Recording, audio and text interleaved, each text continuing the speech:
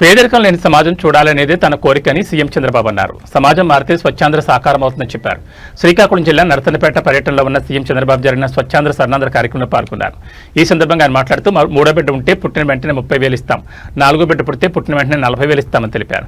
పిల్లలు భారం అనుకోకూడదు, వాళ్లే సంపదని గుర్తించాలని పేర్కొన్నారు. చాలాసార్లు ఆలోచించాను. ఒకప్పుడు కుటుంబ నియంత్రణ కోసం నేను పనిచేశాను. ఈరోజు మళ్ళీ పిల్లలి సంపద, పిల్లల కోసం మనం అందరం కూడా కృషి చేయాల్సిన అవసరం వచ్చిందని మీ అందరికీ తెలియజేస్తున్నా.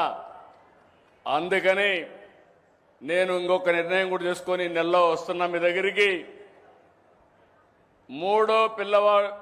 మూడో చైల్డ్కి 30,000 రూపాయలు పుట్టిన వెంటనే ఇస్తాం. 4వ చైల్డ్కి 40,000 రూపాయలు ఇస్తాం.